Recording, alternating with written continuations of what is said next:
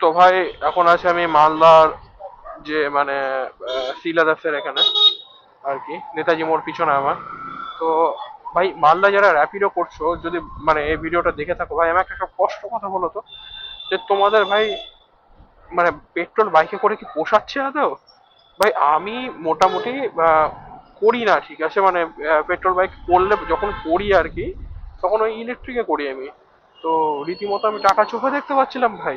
আর ভাই আজকে যখন পেট্রোল বাইক বের করেছি ভাই, ভাই 15 কিলোমিটার রানিং হয়ে গেছে। 15 কিলোমিটার রানিং হয়ে গেছে গাড়ি অলরেডি। জাস্ট ইনকাম কত হয়েছে বলো তো? ওই কম করে তোমার ওই মোটামুটি 110-20 টাকা হবে। তো যাই হোক, ব্যাপারটা হলো সত্যি কি তোমাদের পোষাচ্ছে ভাই? কমেন্ট বক্সে জানো ভাই। এরকম দিকে করছি, কোনো ভাড়া নেই ভাই। রথবাড়ি গেলে হয়তো আর ভাড়া পাবো না, তোমার স্টেশনের দিকে যেতে হবে। এটা কি হচ্ছে ভাই? কোম্পানিকে আমি এটাই প্রশ্ন করতে চাই যে আপনারা কি মানে নিজেরা তো ইনকাম করছেন না, যদিও বা আপনাদের কমিশনটা এক্সেসই কম এখানেও, নিজেরাও করছেন না ভাই, ছেলেপেলেদেরকে বিনা কারণে হ্যারাস করাচ্ছেন এগুলো। রেট বাড়ান, একটু বাড়ান। টোটো আর বাইকের মধ্যে পার্থক্য আছে, এটা অন্তত আপনারা বুঝেন, এইটুকু মানসিকতা আছে ভাই। তো রেট বাড়ান ভাই।